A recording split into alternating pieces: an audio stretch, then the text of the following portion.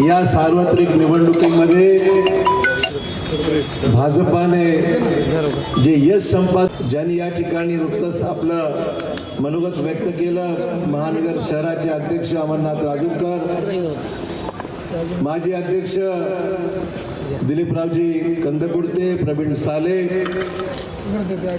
बापू देशमुख, आमचे निवडून आले नगरसेवक आणि त्याचबरोबर मेहनत ज्यांनी या ठिकाणी घेतलेली आहे त्या सर्वांचं मी प्रत्येक मनपूर्वक अभिनंदन करतो आणि आगामी काळाच्या आपल्या कालावधीकरता मी आपल्या सर्वांना मनपूर्वक शुभेच्छा देतो. मला अतिशय आनंद आहे आज एवढं मोठं यश हे भाजपाला संपूर्ण महाराष्ट्रामध्ये मिळालं. मुंबई महापालिका ही महायुतीच्या आणि भाजपच्या नेतृत्वाखाली या ठिकाणी स्थापन होत आहे. पूर्ण आपण काबीज केलं आणि महाराष्ट्रातल्या बहुतांश नगरपालिका, सर्वात जास्त नगरपालिकेचे मेंबर जे निवडून आले महापालिकेचे ते आपल्या भाजपाचे आहेत. आणि या आनंदामध्ये आनंद द्विगुणित करण्याकरता भाजपने नांदेडमध्ये छलांग मारली ती फार मोठी आणि जबरदस्त मारलेली आहे. त्याबद्दल मी सर्वप्रथम देशाचे पंतप्रधान, यशस्वी पंतप्रधान माननीय नरेंद्र मोदी साहेबांचे मनपूर्वक अभिनंदन करतो. राज्याचे मुख्यमंत्री देवाभाऊंचे अभिनंदन करतो आणि तमाम नांदेडच्या मतदारांचे आभार मानतो की त्यांनी आपल्या बाजूने कौल दिला. माझ्या प्रचारामध्ये मी हेच सांगितलं, तुम्ही भाजपाकडे बघा, आमदार विधा तुमच्या नगरसेवकाचा विषय नाही आहे, अशोक चव्हाणांचा विषय नाही आहे. या महापालिकेला राज्य सरकार, केंद्र सरकारची मदत जर घ्यायची असेल आपल्याला आगामी काळामध्ये, पुढच्या 5 वर्षाचा विकास जर आपल्याला साध्य करायचा असेल तर हे डबल इंजिन सरकार आपल्याला कामाला आलं पाहिजे. आणि डबल इंजिन सरकारमध्ये या देशाचे सारथी कोण असतील तर नरेंद्र मोदी आहे, ते मला मुद्दाम सांगितलं पाहिजे. आणि आपल्या राज्याचे सारथी कोण असतील तर देवाभाऊ आहे. आणि म्हणून यांच्या दोन्ही महान नेत्यांच्या नेतृत्वाखाली ज्यावेळेस आपलं सरकार महाराष्ट्रामध्ये, दिल्लीमध्ये आहे, तर महानगरपालिकेला सुद्धा भाजपाच्या बाजूने आपण कौल द्या ही विनंती मी सर्वत्र जेवढ्या मोबाईल झाल्या त्याला मी सांगितलं या निवडणुकीच्या प्रचारामध्ये की आम्हाला तुम्ही साथ द्या. आपला जाहीरनाम्यातला प्रत्येक शब्द आम्ही इम्प्लिमेंट करू, त्याची अंमलबजावणी करू आणि आगामी काळामध्ये आपल्याला या 5 वर्षामध्ये शहराचा चेहरा मोहरा बदलायचा, खूप काम करायचं आहे. आणि तुम्हाला मी खात्री देऊ इच्छितो मित्र, आपण सर्वांनी कामाला लागलं, उद्यापासूनच कामाला लागलं, चिंता करू नका. भरपूर ताकदीने मी मुख्यमंत्र्यांना दुपारीच बोललो फोनवर, म्हटलं साहेब चिंता करू नका, आपण 45च्या आसपास पुढे जाऊ शकतो. अजूनही मला वाटतं 2 जागेचे निकाल अद्याप जाहीर व्हायचे, खूप वेळ लावला. मला माहीत नाही एवढा वेळ का लागला, खरं म्हणजे दुपारी 3 पर्यंत संपायला पाहिजे होते. परंतु आपला निकाल अजूनही 2 वॉर्डची चर्चा चालूच आहे, ओढाताण चालू आहे. यांना निवडून आलं पाहिजे, त्याने यानं म्हटलं ठीक आहे, जनतेचा कौल त्याच्यामागे, तर पण निकाल जो आहे तो निष्पक्ष राहावा, निकालामध्ये कुठली खाडाखाड होऊ नये आणि निकाल ज्याच्या बाजूने असेल आमचं काही म्हणणं नाही, पण तुम्ही ह्याच्यामध्ये हस्तक्षेप कोणी करू नका, अशा प्रकारचे मी स्पष्टपणे संकेत मी तिथल्या समाज लोकांना सांगितलं. म्हटलं आमचं म्हणणं एवढंच आहे, जे खरं आहे ते खरं आहे, त्याच्यामध्ये कुठला हस्तक्षेप कोणी करू नये. निवडणूक आयोगाला सुद्धा मी सांगू की असं असं झालेलं आहे. मागच्या वेळेस आमचा एक नगरसेवक एका मताने फक्त पडला होता, तो पाडला होता, पडला नव्हता, पाडला गेला होता, दबाव टाकून तो पाडला गेला होता. असो, अजूनही 2 जागेचे निकाल अजूनही प्रलंबित आहेत, जाहीर होत करतायत, मला माहीत नाही किती वेळ लागेल तर. म्हणून मला यायला उशीर झाला, मी अगोदर येणार होतो 4, 5, 4:30, परंतु उशीर लागला. मी थांबलो होतो, म्हणजे नेमकं काय चाललंय जरा माहिती घ्यावी त्या ठिकाणी, आणि म्हणून मला 1-2 तास फक्त यायला उशीर झाला. परंतु आपण वाट पाहण्याची मला जाणीव आहे. मला आपल्या पक्षाचं ब्रीदवाक्य आहे, प्रथम देश, नंतर पक्ष आणि नंतर आपण स्वतः. ही भूमिका घेऊन काम केलं म्हणून आपण सर्वांनी विजयी झालेलो आहोत. ग्रामीण भागातले माझ्या असंख्य कार्यकर्त्यांचं मी आभार मानतो. ग्रामीण भागातला माझा सर्व कार्यकर्ता तुम्हा प्रत्येकाच्या वॉर्डामध्ये होता, तुम्हाला विजय देण्यासाठी त्यांनी अहोरात्र प्रयत्न केले. जोरदार टाळ्यांनी माझ्या सर्व सहकारी ग्रामीण भागातल्या मित्रांचं सुद्धा अभिनंदन केलं पाहिजे, आभार मानले पाहिजे. त्यांनी वेळ दिला आणि प्रत्येक नगरसेवकाला निवडून आणण्याकरता जेवढं करणं शक्य आहे त्यांनी ते केलेलं आहे आणि त्यांचंही मी आभार मानतो. खूप चांगलं काम केलं. आपल्या नगरपालिकेला चांगलं यश आपल्याला या भागात मिळालेलं आहे. नगरपालिका महापालिका पहिल्यासारखी स्थिती आहे की आपण महापालिका आपल्या ताब्यात घेतली आहे. भाजपच्या इतिहासामध्ये ही पहिली कदाचित वेळ राहणार आहे की ही महापालिका आणि भाजपचा झेंडा या ठिकाणी फडकणार.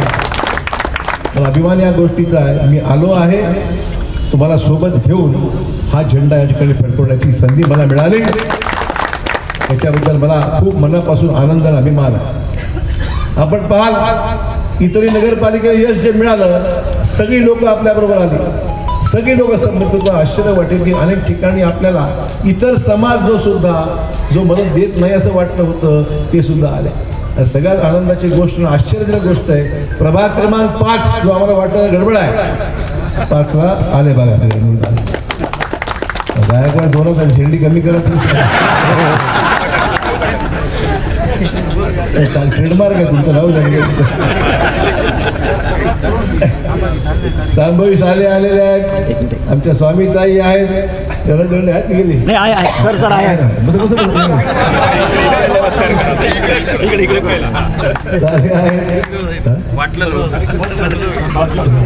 त्यामुळे सगळे कार्यकर्ते एका मागोमाग पॅनल टू पॅनल मतदान झालं. बऱ्याच ठिकाणी झालं. काही ठिकाणी थोडंसं आपण कमी पडलो. काही ठिकाणी मी लोकांना सांगत होतो या ठिकाणी लक्ष द्या अमुक ठिकाणी लक्ष द्या इथे हा प्रॉब्लेम आहे तिथे तो प्रॉब्लेम आहे. ज्या ठिकाणी करेक्शन झालं त्या ठिकाणी यश मिळालं. ज्या ठिकाणी दुर्लक्ष झालं दुर्दैवाने त्या ठिकाणी जागा आपल्या थोडक्यात गेलेल्या आहे. आणि म्हणून मला कार्यकर्त्यांना विनंती आहे आपला जो वर्क फोर्स आहे आपली जो फोर्स आहे तो फोर्स एकदम डिसिप्लिन पाहिजे. कुठल्या युद्धाला आता पुढचं लक्ष आपलं आहे की जिल्हा परिषद आपली निवडून आणायची. आपल्याला पुढचं लक्ष आपलं जिल्हा परिषदचं आहे. ह्या जिल्हा परिषदेमध्ये बहुमत भाजपलाच मिळालं पाहिजे. लोकांना दिसतंय आता लोकांना ती सुनामी आहे भाजपची. भाजपा भाजपा भाजपा सर्वत्र महाराष्ट्रात आहे देशात आहे. जिल्हा परिषद सुद्धा भाजपच्याच ताब्यात आपण देणार आहोत चिंता करू नका. त्यामुळे मला विनंती आपल्याला देवा भाऊंना अभिनंदन करत असताना मला खूप बरं वाटलं. मी त्याला सांगितलं साहेब आपण मला जिम्मेदारी सोपवली मला महत्त्वाच्या पदावर बसवलं. नांदेड जिल्ह्याचं पूर्णपणे अधिकार माझ्याकडे दिले. आपण पाहिलं त्या अधिकाराचा एक पैशाने दुरुपयोग आम्ही केला नाही. तर सर्वत्र भाजपाच्या उमेदवाराला निवडून सिलेक्शन पासून निवडून आणण्यापर्यंत जी काही काळजी घ्यायला पाहिजे सर्व आम्ही काळजी घेतलेली आहे की माझ्या मुख्यमंत्र्यांना आणि प्रदेश अध्यक्षांना सुद्धा मी सांगितलेलं. त्यामुळे सर्वत्र एक आनंदाचं वाटतं. मुंबईला जायचं तर आज मी जाणार होतो पण थांबलो. तुमचा शेवटपर्यंत निकाल काय येतो हे पाहत पण मी मुद्दाम मुंबईला जायचं आज महत्त्वाची उद्या काम होतं. पण उद्या आमच्या कार्याध्यक्षांचा फॉर्म भरायचा आहे. उद्या मला निरोप आला होता आपण सही करायला उद्या या. पण मी त्यांना कळवलं म्हणलं साहेब आता निवडणुकीची काउंटिंग चालू आहे आणि मी उद्या पोचू शकणार नाही कारण आज संध्याकाळी बरेचसे लोक मुंबईला गेले. मला जाणं भाग होतं पण मी त्यांना कळवलं म्हटलं मला हे निकाल लागेपर्यंत पूर्ण ही प्रोसेस पूर्ण होईपर्यंत मी थांबलो आहे. म्हटलं मला हे सर्व संपू द्या मग मी मुंबईला येतो. पण मला मित्र एवढं सांगायचं आहे की आगामी काळ आपला हा चॅलेंज पक्षाचं काम चालू झालंच पाहिजे. पक्षाचं काम चालू राहिलंच पाहिजे. आणि आपल्याला आगामी काळात सुद्धा या जिल्हा परिषद दृष्टीने आतापर्यंत तयार आहे. फक्त आता आपली रिझर्वेशन जे आरक्षण आहे ते अद्याप जाहीर न झाल्यामुळे आम्हाला बाहेर जाता येणं कारण की नेमकं आरक्षण कुठलं आहे काय अद्याप आपली जी जिल्हा परिषद आहे ते 56% वर आरक्षण गेलं असल्यामुळे पूर्ण अवधी लागणार निवडणुका लागलेल्या आहेत. आपलं जे आरक्षण आहे ते 56% वर हे निश्चित गेल्यामुळे आपल्या त्याच्या सुधारणा होईपर्यंत जी काही कालावधी कायदेशीर प्रोसेस आहे त्या कायदेशीर प्रोसेस पूर्ण करण्याकरता आपल्याला थांबावं लागणार. आणि त्यामुळे मला इथून निवडून आलेल्या नगरसेवकांचं अभिनंदन करेन. जे थोडक्यामध्ये मागे राहिले त्यांनाही मी अभिनंदन करेन. त्यांना सांग मी चिंता करायची गरज नाही. तुम्हीच माझे नगरसेवक आहात हे लक्षात ठेवूनच मी तुम्हाला त्या भागामध्ये मदत करणं चिंता करायचं काम आहे अजिबात काम नाही. आणि मला नगरसेवकांना सांगा जरूर मला सांगा ज्यांनी पक्षाकरता समर्थनार्थ काम केलेलं आहे त्यांना ताकद देण्याचं काम नेटवर्क कार्यकर्त्यांचं शहरामध्ये अधिक वाढवू. आपण शहरामध्ये अधिक वाढवू. ज्यांनी तुमच्याकरता मेहनत घेतली काम केलं अशा लोकांना सुद्धा तुम्ही स्वतःहून येऊन पुढाकार तुम्ही सांगितलं साहेब ही लोक आहेत ज्यांनी काम चांगलं केलं आम्हाला निवडून आणण्याकरता प्रयत्न केले आम्हासाठी त्यांनी खूप मदत केलेली आहे. अशाही लोक शेवटी आपलं जे जाळं आहे नेटवर्क जे आहे पक्षाचं ती आपल्या पूर्ण शहरामध्ये अधिक ताकदीने आपल्याला उभं करायचं आहे. आणि म्हणून त्यांना सुद्धा आपल्याला बरोबर घेऊन चाललं पाहिजे.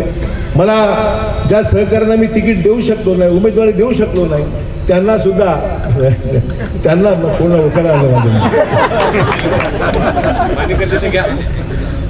त्यामुळे ज्या कार्यकर्त्यांना मी उमेदवारी देऊ शकलो नाही त्या कार्यकर्त्यांना सुद्धा मला खूप वाईट वाटलं की बघ ठीक आहे मग काय करू काय नाही. 550 लोकांचे अर्ज असताना मी सर्वांची इच्छा पूर्ण करू शकलो नाही. काही चुका आमच्याकडून झाल्या असतील, नाकारत नाही. एवढे निर्णय घेत असताना मी सुद्धा माणूसच आहे, माझ्याकडून सुद्धा नेमके गणित किंवा कॅल्क्युलेशन करताना चुका होऊ शकतात. शेवटी निर्णय घेत असताना सगळ्या बाजूने विचार करावा लागतो की मला जमेल न जमेल आली पाहिजे.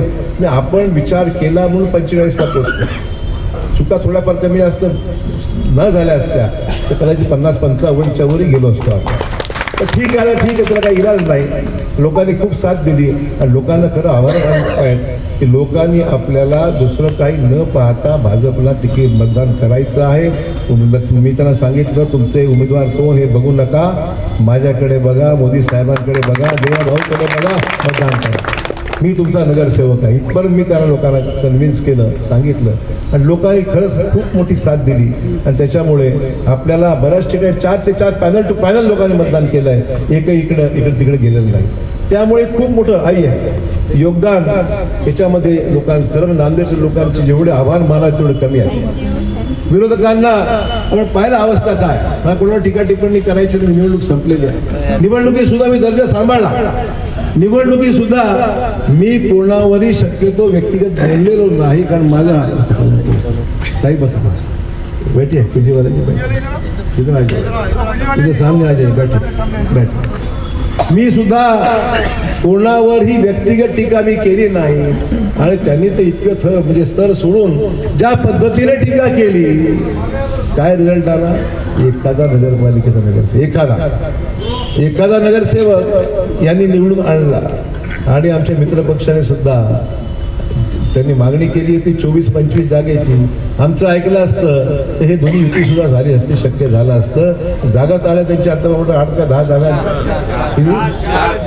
सेनेच्या, 4 जागा सेनेच्या, 4 जागा सेनेच्या आल्या आहेत. आम्ही 8 ते 10 द्यायची तयारी होती. आमची तयारी 8 ते 10 द्यायची होती, पण थोडा अन्याय झाला असता. मी काळजी घेतली आणि मी जर 10-12 जरी दिल्या असत्या तर त्याच्यामध्ये आपल्या बऱ्याचशा लोकांची तिकीटं मला नाकारावं लागलं असतं.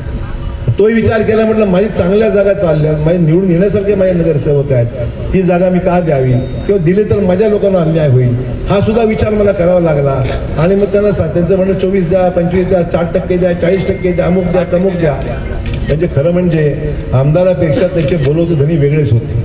मला माहिती होतं त्याला करायचं नव्हतं, त्याला हे करायचंच नव्हतं. आणि हा सगळा जो कांगावा उभा केलेला आहे आणि सिडकोला तर ह्याला पाडा त्याला पाडा हा कार्यक्रम तिकडून सुरू केला, सिडको पासून सुरू केला. नांदेडच्या प्रत्येक प्रभागामध्ये निवडून कोणाला ते सांगत होती ह्याला पाडा, भाजपला पाडा, कोणी चालतं. असं कसं होऊ शकतं? माणसं काही वेळी आहेत का कोणालाही मतदान द्यायला? प्रत्येकाला चॉईस आहे, आपण प्रत्येकाला आपला चॉईस आहे. पण सांगण्यात आलं नाही भाजपच्या अमुक ह्याला पाडा, भाजपच्या तमुक ह्याला पाडा आणि त्याला पाडा आणि कोणाला निवडून द्या तर कोणालाही निवडून द्या, असं होत नसतं. अशा पद्धतीने होत नसतं. आणि म्हणून मला मुद्दाम सांगायचं मित्रो, ज्या पद्धतीने हे सगळं चाललेलं आहे हा कुठेतरी ब्रेक दिला पाहिजे. या गोष्टी या कुठेतरी थांबवता आला पाहिजे. हे जे काही खराब राजकारण आहे, खात्याच्या खालच्या थरावर जाऊन जे काही सुरू झालं आहे मित्र, मला एवढंच सांगायचं आहे याला जरा आपण थारा देऊ नका. मला विनंती करायची आहे, भाजप तमाम माझ्या सहकारी मित्रांना विनंती करायची आहे, अशा लोकांना अजिबात जवळ करू नका किंवा ते जवळ जाऊ सुद्धा नका. कारण यांनी अनेकांचं नुकसान केलंय. यूज अँड थ्रो एवढी पॉलिसी आहे, आपलं जीवन तिचं घालवायचं नाही. तुम्हाला खात्री देऊ इच्छितो, माझ्या मनामध्ये माझ्या भाजपच्या सगळ्या सहकाऱ्यांबद्दल एक आपुलकीची भावना आहे. त्या सर्वांना सोबत मी घेऊन जाणार आहे. आणि तिकिटाचं तुम्ही पाहिलं, मी हा प्रयत्न केला आहे. भाजपच्या बऱ्याच आमच्या सहकाऱ्यांना इतक्या वर्षात जे काही मिळालं असेल त्यांना या महापालिकेच्या माध्यमातून चांगली संधी यावेळेस प्राप्त झालेली आहे. त्यामुळे असा कुठे भेदभाव नाही, हा जवळचा तो लांबचा, हा नवीन तो जुना, असा विषयच नाही. पण काळजी एवढीच घेतली, ज्याला दिलं ते निवडून आलं पाहिजे.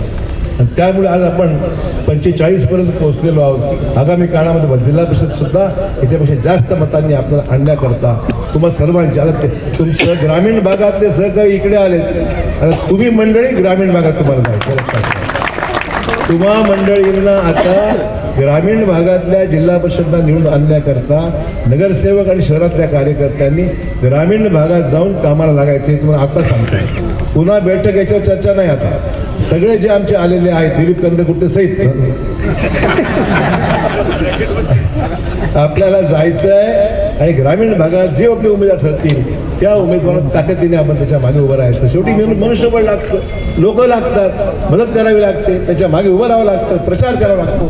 की जी काही साधनं आहेत ती पूर्णपणे ताकदीने आपल्याला जिल्हा परिषद पंचायत समितीसाठी सुद्धा ही ताकद वापरायची आहे. आणि खूप उत्साहाचं वातावरण आहे. तर पूर्ण फायदा आपण घेऊन जिल्हा परिषदमध्ये सुद्धा महापालिकेचं या ठिकाणी सारखंच यश जिल्हा परिषद त्याच्यापेक्षा जास्त जागा बहुमताने आल्या पाहिजेत हा प्रयत्न आपण सर्वांनी करायचा. अधिक वेळ मी घेत नाही.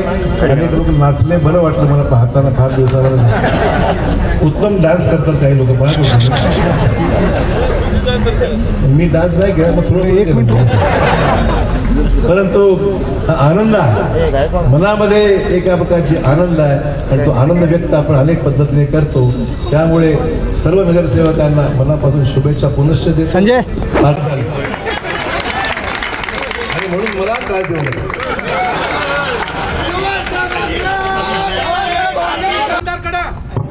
त्यामुळे आपण हा यश जे आपलं जे हक्काचं मतदान आहे ते झालं पाहिजे एवढी काळजी घ्या आणि मतदान जास्तीचं होईल, त्याचा फायदा तुम्हाला होईल हे सुद्धा खूप